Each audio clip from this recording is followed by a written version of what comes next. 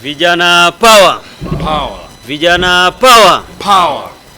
Thank you so much, fellow Kenyans, members of the Fourth Estate.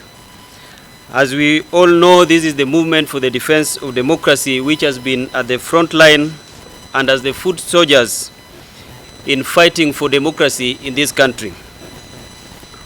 That is the same thing that the Captain Raila Amolo Odinga has been fighting for, and all members of Azimio-Kenya Kwanza movement. That is what they have been fighting for. As we pursue the lens of talk that the 7-day ceasefire between Azimio-Kenya Kwanza and the government of the day, we consider there are several things that we consider as our irreducible minimums, which should be addressed. One of them being the high cost of living, which is a priority and should be comprehensively captured, and long-term solutions to be tabled to the people of Kenya.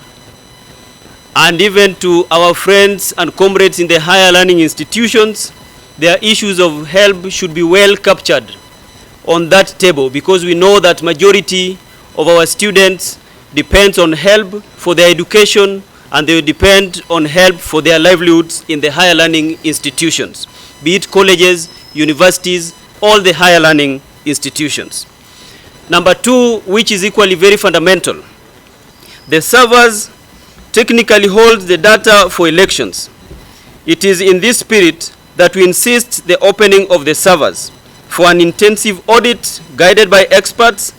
Therefore, the sole purpose for opening the servers is for credibility and legitimacy. And that one should sink so well. The servers must be open as one of our reducible minimums, so that we can know the credibility and legitimacy and what is contained in that server, because it has the entire data for the previous elections, which was held in 9th August last year. The 4 IEBC commissioners, all of them should be reinstated, because we know how that commission was constituted and what is enshrined in the law for the members who are there to work in that commission.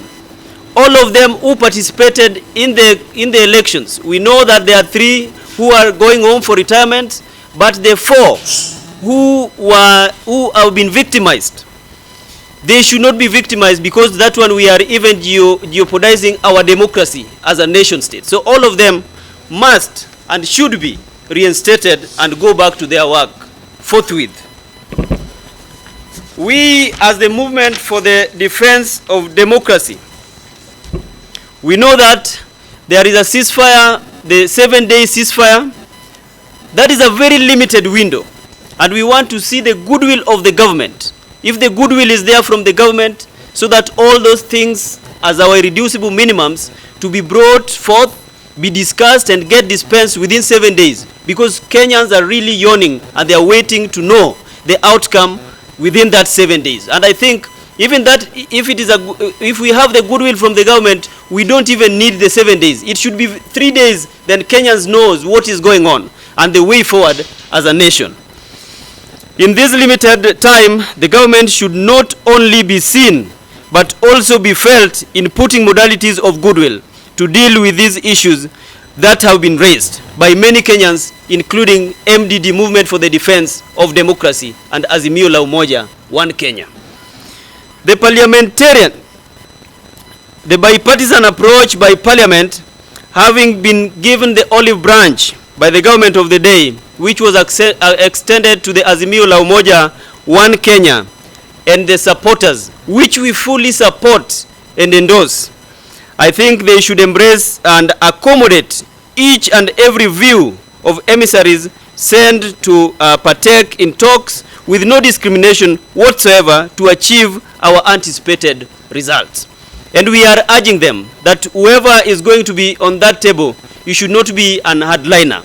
You should be there with open-minded, putting in mind that all Kenyans wants to get what the bipartisan approach is going to bring to them, and what it is going to bring on the table at long last to solve all the issues that we've raised as the movement for the defense of democracy, and also as the Azimio-Kenya Kwanza, One Kenya. tuko hapa leo kusema kwamba yale yote ambayo yalizungumzwa juzi na Mheshimiwa Raila Amolo Odinga na Mheshimiwa William Ruto, kwamba tunamuunga Mheshimiwa Raila Amolo Odinga mkono kwa sababu yeye ni kiongozi wetu, kwa yale mambo ambayo amesema kwamba kuna maongezi ambayo yanatakana kuendelea kutoka wiki hili, ambalo sisi tunaamini kwamba wamepatiana siku 7.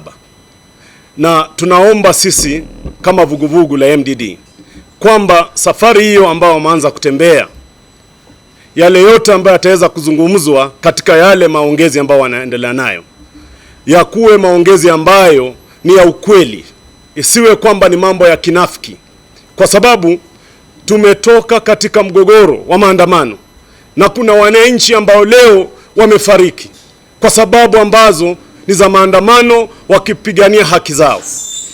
Tunaomba na kusema kwamba sisi tunamuunga kiongozi wetu Raila Amolo Odinga mkono katika maongezi yale, lakini tunapomuunga mkono ule, tunamwambia na kumuuliza kwamba baba Raila Amolo Odinga, unapoanza kuzungumza na ndugu yako ambaye amekuita Mheshimiwa William Ruto, basi na akakuwe ni yeye katika mafikiro yake ikuwe kwamba ni maongezi ambayo si maongezi ya kinafiki, kwa sababu Wakenya wamechoka. Na ndiposa mmeweza kuona Wakenya wakijitokeza katika maandamano yote ambayo tumekuwa nayo katika nchi ya Kenya.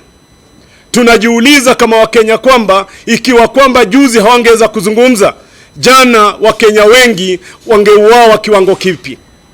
Tunauliza kwamba wakati wanasamehea wale watu ambao waliweza kushikwa, ni nini inatendewa wale polisi ambao walipiga wanahabari na wale polisi ambao waliua wananchi ambao hawakukuwa na hatia yoyote, wanafunzi wa shule na kina mama ambao walikuwa pale sokoni na hawakuwa katika maandamano?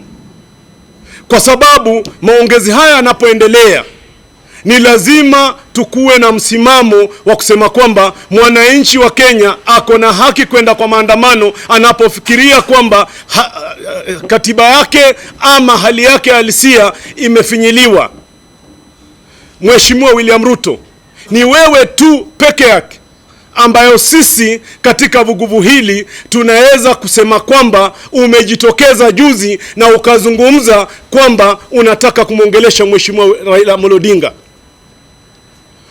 Wale watu ambao wako chini yako, sisi tunaomba kwamba Mheshimiwa Raila Amolo Odinga amesema kwamba tutulie kwa sasa, maongezi yaweze kuendelea.